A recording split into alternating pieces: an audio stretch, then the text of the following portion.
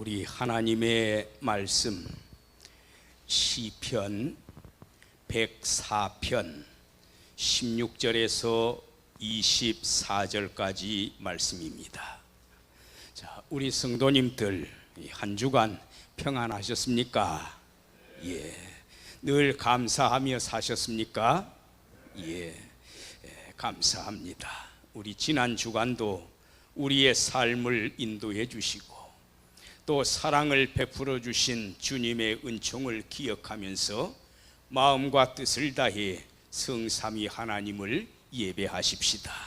자, 우리 전후 좌우에 계신 성도님들과 서로 인사 나누시기 바랍니다. 주님의 은총과 평안을 전합니다. 예, 또 한마디, 늘 감사하며 삽시다. 예, 우리 사랑하는 성도님들 가정마다 자녀들 위에, 손자 손녀들 위에, 가족 한 분 한 분 위에, 그리고 땀 흘려 일하시는 일터 위에 주님의 하혜와 같은 은총이 함께하기를 거룩하신 예수님의 이름으로 축원합니다. 예. 자, 오늘은 맥주 감사주일로 하나님께 예배를 드립니다. 이 맥주절은 출애굽기 23장 16절에 보면은 이스라엘에서 모맥을 거두는 시기에 해당됩니다.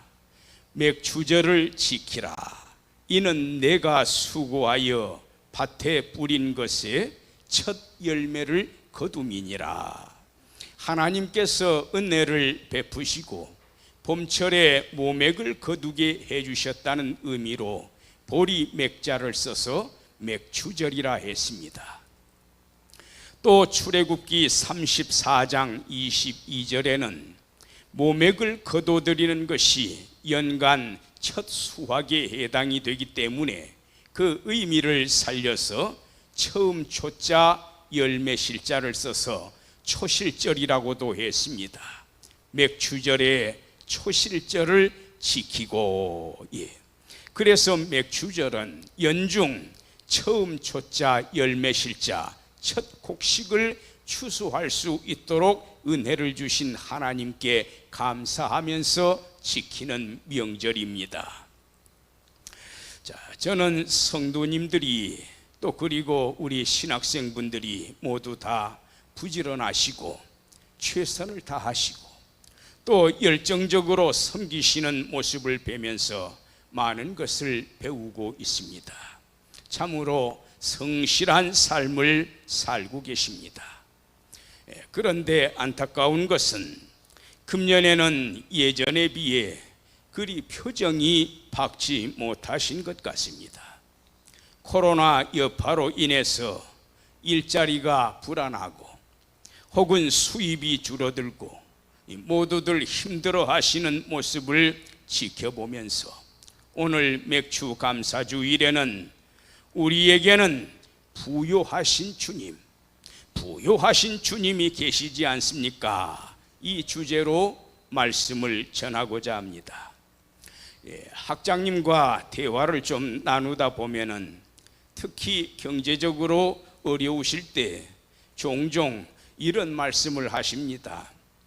우리 아버지는 부자여, 아버지한테 달라고 하면 될 거여. 항상 이 말씀을 하세요. 우리 성도님들 어려운 때라고 해서 낙심하지 마시고 힘을 내십시다. 우리 하나님께서 이후에 좋은 날을 주실 줄로 믿습니다. 언젠가 제가 설교 때 인용한 적이 있었는데 이 다윗의 시편에 이런 고백이 있습니다. 시편 30편 5절 말씀입니다. 우리 따라서 해보십시다. 저녁에는 울음이 깃들일지라도 아침에는 기쁨이 오리로다. 이 저녁에는 울음이 깃들인다. 이 울음이 히브리어의 베키라는 단어인데 통곡, 슬픔, 눈물을 의미하는 단어입니다. 시편 84편 6절에 저희는 눈물 골짜기로 통행할 때에 눈물이라고 번역했습니다. 열왕기하 20장 3절에서는 너 이제 죽을 때가 되었으니 짐을 정리하라. 죽음을 앞둔 히스기야가 통곡했다고 되어 있는데 히브리어 백희를 이때는 통곡이라고 번역하고 있습니다. 낙심하지 않고 참고 기다리면은 우리 하나님께서 기쁨을 주실 것이라고 약속하셨지 않습니까? 우리에게 이 약속을 꼭 이루실 줄로 믿습니다. 자, 이제 맥주감사절을 맞이해서 시편 104편 16절에서 24절까지의 말씀을 본문으로 정하고 주님의 부요하심을 누리는 삶, 주님의 부요하심을 누리는 삶이라 이 제목으로 말씀을 전합니다. 이 우주 삼라만상의 주인은 우리 하나님이십니다. 우리 하나님은 모든 것을 소유하신 부자이십니다. 그리고 우리는 주님의 부요하심을 누리며 살아야 할 그분의 자녀들입니다. 본문 24절 말씀 후반부를 보시기 바랍니다. 그 옛날 한글 개역에는 이렇게 번역이 되어 있습니다. 주의 부요가 땅에 가득하니이다. 현재 개역 개정에는 주께서 지으신 것들이 땅에 가득하니이다 이렇게 번역이 되어 있지요. 지으신 것들, 히브리어의 키느얀, 부귀, 재산, 소유물, 피조물을 의미하는 단어입니다. 이전 한글 개역에서는 부자 부자 넉넉할 요자를 써서 부요라고 번역을 했습니다. 저는 오히려 그 번역이 개역 개정에 있는 지으신 것들 이 번역보다 훨씬 더 훌륭하다고 생각합니다. NASB 영어 성경에 이렇게 번역되어 있습니다. The earth is full of the possessions. 이 땅에는 당신의 소유물로 가득 차 있나이다. 저는 이 24절에 기록된 주께서 지으신 것들을 주의 부요하심으로 대치해서 해석하겠습니다. 우주 만물을 손에 쥐고 계시는 하나님, 그것들을 통치하시는 하나님, 이 모든 것의 주가 되시는 풍요로우신 하나님이시라는 말씀입니다. 자, 그러면은 어떻게 해야 우리 주님은 풍요로운 분이시다, 우리 주님은 부요하신 분이시다, 우리의 삶 속에서 주님의 부요하심을 누리며 살 수가 있는가? 어떻게 해야 하나? 대지를 둘로 나누었습니다. 첫 번째 대지에서는 지금 그리고 이 자리, 여기에서 최선을 다해야 합니다. 두 번째 대지는 우리는 단 한순간이라도 하나님께서 주신 소명의식을 잊어서는 안 됩니다. 자, 우리의 삶 속에서 어떻게 해야 주님의 부요하심을 누리며 살 수가 있는가? 첫 번째 대지로 우리는 지금 그리고 여기에서 최선을 다하는 삶을 살아야 합니다. From tomorrow, 내일부터가 아닙니다. From now on, 바로 지금 이 순간부터 최선을 다해야 합니다. 그리고 다른 곳에서가 아니라 내가 지금 발을 디디고 서 있는 바로 이 자리에서 최선을 다해야 합니다. 그래서 관용적으로 이렇게 표현합니다. Here and now, 지금 그리고 이 자리에서 지금, 그리고 이 자리에서. 자, 우선 본문 가운데서 이 16절부터 22절까지 순차적으로 흐름을 살펴보십시다. 먼저 16절에 보시면 여호와의 나무에는 물이 흡족함이요 곧 그가 심으신 레바논 백향목들이로다. 자, 하나님께서 왜 백향목 나무에 비를 내려주시고 자라게 하십니까? 17절에 이르기를 새들이 그 나무의 둥지를 틀어 깃들인다고 했습니다. 왜 잣나무가 울창하게 하십니까? 학의 안식처가 되게 하시기 위해서입니다. 하나님의 계획에는 추호라도 빈틈이 없다는 말씀입니다. 계속해서 18절에 보시면 높은 산들은 산양을 위함이며 바위는 너구리의 피난처로다. 하나님께서 왜 높은 산을 두셨는가? 산양을 위해서요. 왜 바위를 만들어 두셨는가? 너구리를 위해서라. 19절을 보십시다. 여호와께서 달로 절기를 정하시며 하나님께서 봄, 여름, 가을, 겨울 사시사철 절기를 정하셨다고 했습니다. 이 지상의 모든 기후와 일자와 일기를 주장하시는 하나님이십니다. 이번에는 20절을 보십시다. 주께서 흑암을 지어 밤이 되게 하시니 삼림의 모든 짐승이 기어 나오나이다. 낮을 주관하는 태양을 물러가게 하시고 밤을 주관하는 달이 나오게 하시는 분도 우리 하나님이시요 그 밤에 모든 짐승이 굴에서 나와 먹을 것을 구하는 것도 하나님께서 하시는 일이라. 또 21절을 보십시다. 젊은 사자들은 그들의 먹이를 쫓아 부르짖으며 사자가 자신의 지혜로 먹잇감을 찾는 것 같지만 밤중에 포효하며 다름박질하며 먹이를 구하는 것도 하나님께서 주관하시는 일이라고 했습니다.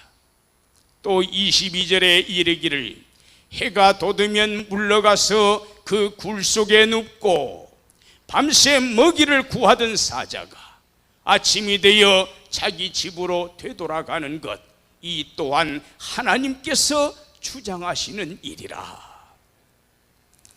이 세상 만사를 주관하시며 하찮은 미물에 이르기까지도 그 행적을 소상하게 살피시고 다스리시는 하나님의 섭리를 찬양했습니다. 본문 24절에서는 여호와여 주께서 하신 일이 어찌 그리 많은지요. 이 모든 뛰어가는 일들이 우리 하나님께서 하시는 일이라고 고백하고 있지 않습니까? 이 본문에서 시편 기자가 어떻게 하나님의 섭리를 찬양했는가를 살펴보려면 사실은 1절 말씀 내 영혼아 여호와를 송축하라, 이 말씀부터 순차적으로 훑어보아야만 합니다. 그러나 저는 편의상 16절부터 24절까지를 본문으로 정했습니다.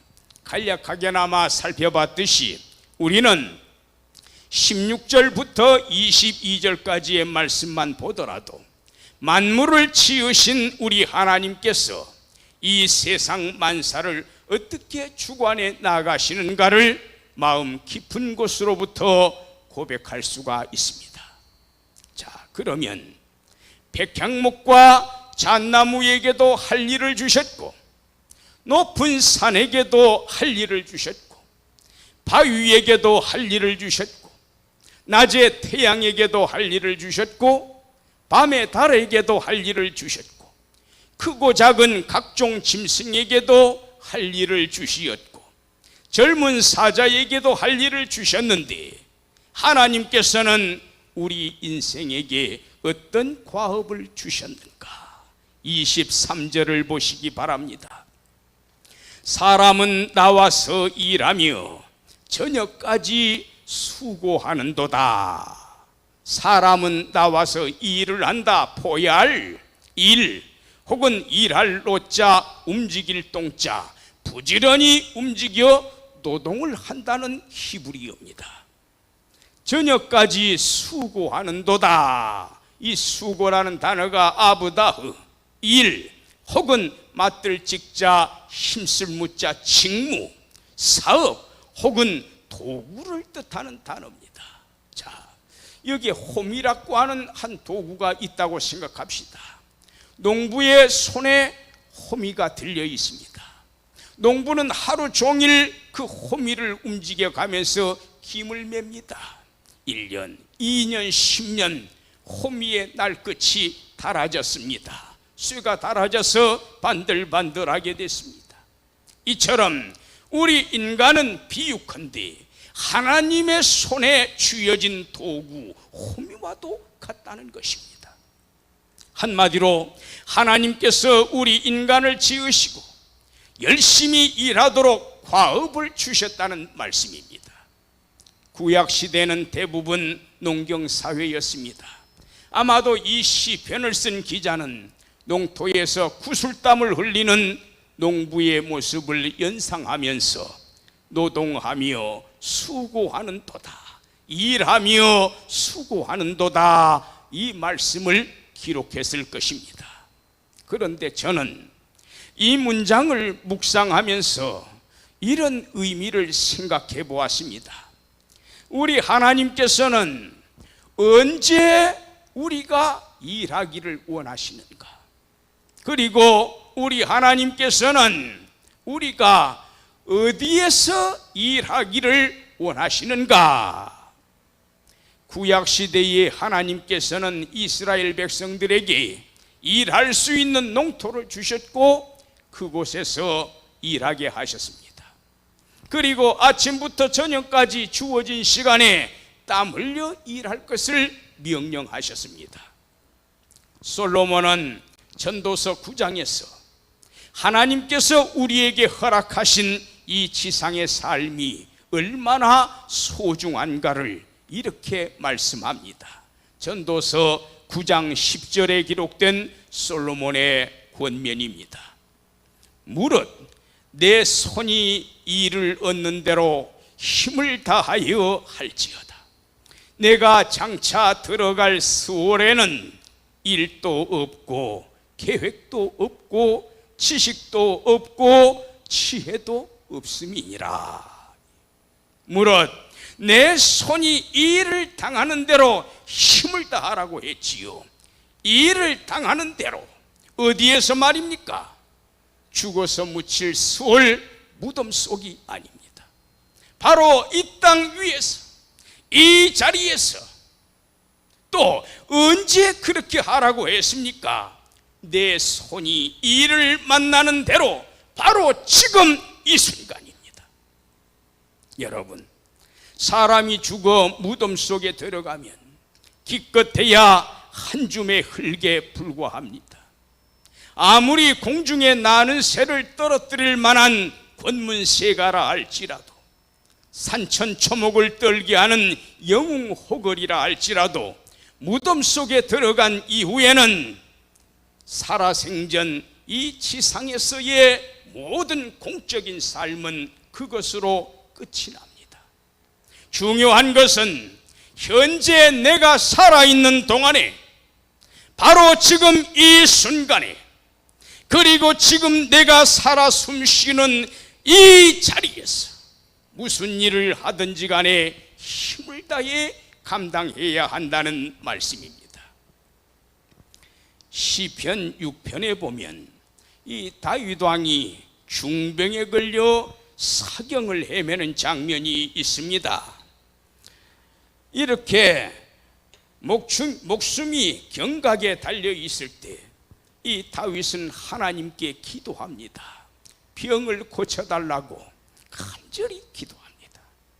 시편 6편 4절에 보면 다윗은 자신의 영혼을 죽음 가운데에서 건져달라고 호소했습니다. 나의 영혼도 매우 떨리나이다. 여호와여, 어느 때까지니까? 매우 떨리나이다. 바엘, 내가 부들부들 전율하나이다. 내가 두려워서 떨고 있나이다. 여호와여, 언제까지 이 상황이 지속이 되어야 합니까? 한마디로 말씀드려서 지금 이 죽음의 고통 가운데에서 제발 살려달라는 겁니다. 자, 그런데 왜 다윗이 하나님께 살려달라고 간구했습니까? 계속되는 시편 6편 5절에서 그는 이렇게 기도합니다. 사망 중에서는 주를 기억하는 일이 없사오니 수월에서 주께 감사할 자 누구리까? 사망 중에서는 주를 기억할 수가 없다는 거예요. 제카르라고 하는 단어를 썼습니다.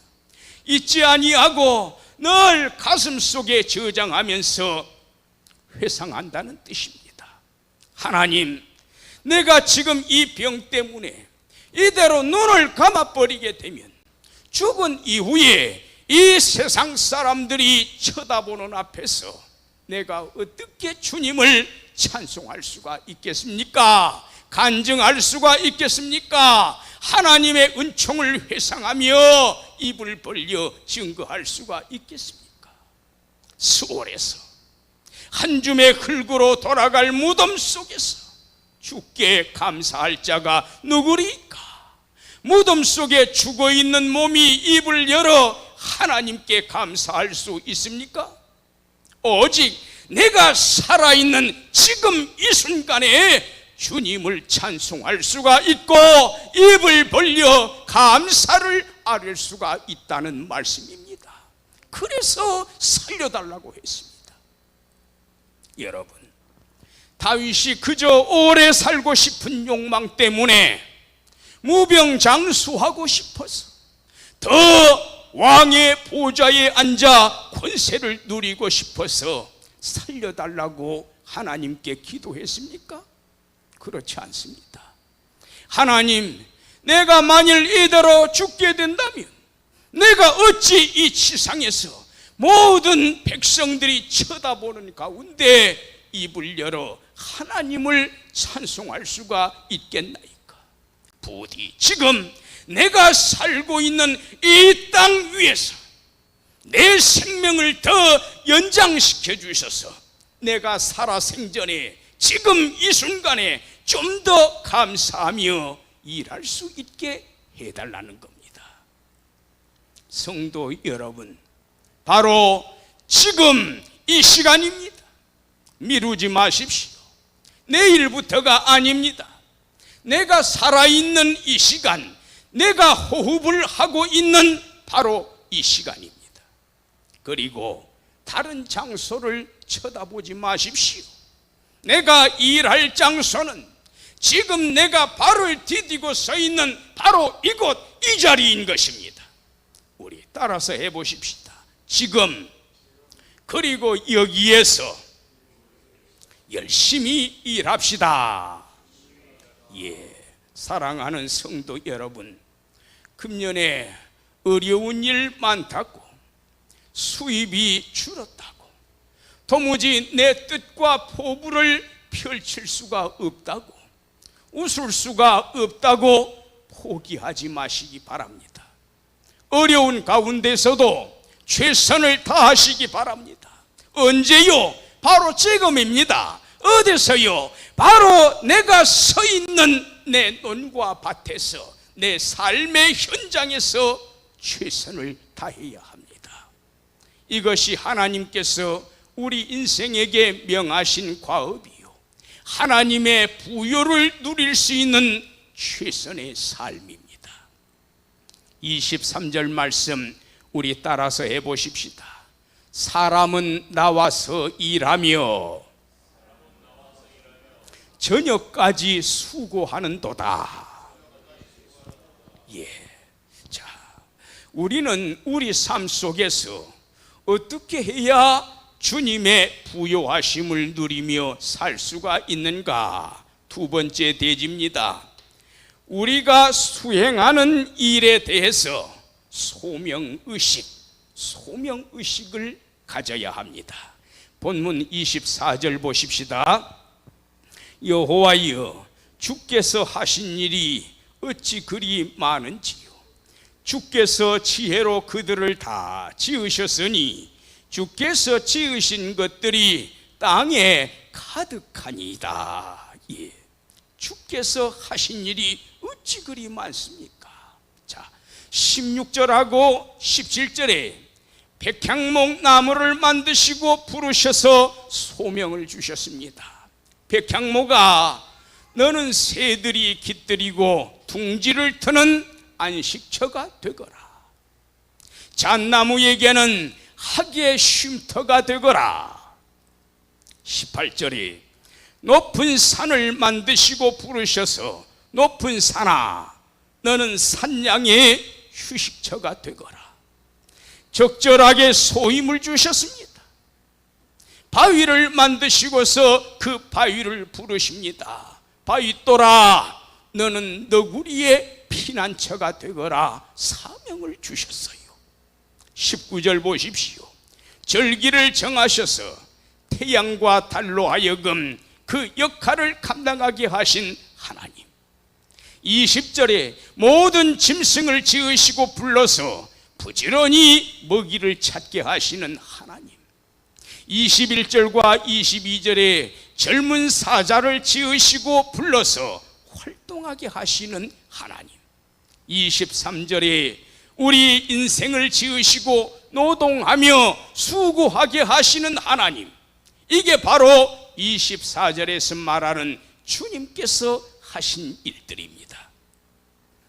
주의 지혜로 그들을 다 지으셨으니, 여기에서의 지혜는 히브리어의 호크마흐, 하나님이 세상을 어떻게 만드셨다더라, 단지 하나님의 창조 사역만을 가리키는 단어가 아닙니다. 창조 이후에 각각의 피조물들이 어떤 역할을 감당하도록 다스리시는가, 피조물들에게 무슨 사명을 주셨는가, 이 지혜까지도 다 포함이 됩니다. 하찮은 티끌 하나까지라도, 담벼락 몇에 솟아나 있는 채송화 하나라도 목적이 있습니다. 의미가 있습니다. 존재 가치가 있습니다. 하나님께서 뜻이 있어서 다 만드신 거예요. 모든 피조물 하나하나에게 백향목아, 잣나무야, 높은 산아, 바위돌아, 하늘의 태양과 달아, 모든 짐승들아, 너 젊은 사자야, 아무개야, 너 이것을 감당하거라 부르셔서 귀한 사명을 주셨습니다. 부를 소자, 명할 명자, 이게 바로 소명입니다. 우리 인생을 생각해 보십시다. 태초에 하나님께서는 아담과 하와를 지으시고 사명을 주셔서 에덴 동산에서 열심히 일하게 하심으로써 주님의 부요를 누리며 살게 하셨습니다. 마찬가지로 하나님께서는 우리 인생을 지으시고 한 사람 한 사람 각 사람에게 참으로 고귀한 소명을 주셨습니다. 그 이유가 뭡니까? 주님의 부요하심을 누리며 살게 하시기 위해서입니다. 우리는 열이면 10사람, 100이면 100사람, 하는 일이 제각기 다르고 직업도 다양합니다. 아까 16절에서부터 살펴봤듯이 백향목, 잣나무, 높은 산, 바위, 태양과 달, 젊은 사자, 우리 인간 등등 각자 하는 일이 다 다릅니다. 모든 선한 직업은 하나님께서 부를 소자, 명할 명자, 소명으로 주신 것입니다. 아무개야, 너 이리 오너라. 예, 제가 왔습니다. 아무개야, 너 이 일을 하도록 하라 명령하시는 거예요. 부를 소자, 명할 명자, 소명입니다. 종교개혁 이전에는 거룩할 성자 맞들 직자, 이 성직의 개념이 주로 신학자들이나 사제들, 교육자, 재판관 등등 극히 제한적인 범주에만 적용되었습니다. 그러나 16세기 초 종교개혁이 일어나면서 직업에서 거룩할 성자, 거룩의 개념은 하나님께서 인정하시는 모든 선한 직종에 광범위하게 적용되었습니다. 바로 이 개념을 토대로 해서 직업 소명설이 대두된 겁니다. 직업 소명설은 하나님께서 한 사람 한 사람 각 사람을 부르셔서 적절한 소임을 맡겨주셨다는 의미를 지닙니다. 그래서 한자로 표현할 때에는 하나님께서 나를 불러주시고 그 일을 맡겨주셨다는 의미에서 하늘 천자 맡들 직자를 써서 천직이라고 말합니다. 종교개혁자 루터나 칼빈은 거룩할 성자의 개념을 목회자들의 목회 사역에만 제한시키지 않았습니다. 하나님께서 인정하시는 모든 선한 직업에 광범위하게 거룩할 성자, 거룩의 개념을 적용하여 성직이라고 했습니다. 우리는 건전한 직업에 대해서는 목회자들뿐만이 아니라 정치가, 기업가, 의사, 학생, 교사, 농부, 상인, 공업인, 운전기사, 미화원 등등 어떤 직무이든지 간에 이는 하나님께서 부르셔서 맡겨주신 거룩한 사명이요 성직이요 천직인 것으로 알아야 합니다. 자, 어떤 분들은 이렇게 탄식하기도 하대요. 아이고, 목구멍이 포도청이라. 내가 먹고 살려고 이 일을 하는 것뿐이라 나는 이 일을 통해서 아무런 보람도 가치도 느낄 수가 없구나. 나는 먹고 살기 위해 어쩔 수 없이 이 일을 감당하고 있구나. 이런 분은요, 죄송합니다만 자기 딴에 아무리 열심히 땀 흘려 일한다고 해도 소명의식이 전혀 없는 사람입니다. 과연 하나님께서 그 모습을 보시고서 너가 나에게 영광을 돌리는구나 이렇게 평가하시겠습니까? 소명의식과 관련해서 우리가 꼭 한 가지 알아두어야 할 점이 있습니다. 좀 다소 어렵게 들리시더라도 잘 들어보시기 바랍니다. 우리는 평소에 당신 직업이 뭡니까? 이 직업이라는 말을 사용하는데 엄밀하게 말하자면 직업이라는 말은 직과 업이라는 두 개의 단어가 합해져서 된 합성어입니다. 직이라고 하는 것은 하나님께서 나를 부르셔서 나에게 이것을 하거라 맡겨주셨다는 의미를 지닌 하늘 천자 맡들 직자 천직을 의미합니다. 영어로는 vocation 혹은 profession이라고 구사합니다.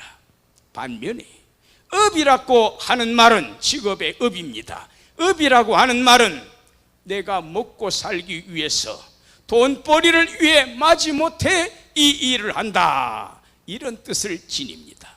영어로 표현할 때는 occupation 혹은 business라는 단어로 구사합니다. 그저 장사 속 때문에 일하는 겁니다. 가령 극한적인 예를 한번 들어보십시다. 목회자라 할지라도 수입을 목적으로 성직에 종사한다면 그는 업을 가진 자이지 직에 종사하는 자가 아닙니다. 그는 삭분 목자입니다. 성도 여러분, 우리 다 같이 이 시간에 자문자답해 보십시다. 우리는 현재 나 자신이 감당하고 있는 일에 대해서 어떻게 생각하고 계십니까? 마지못해 먹고 살기 위해서 일하는 겁니까?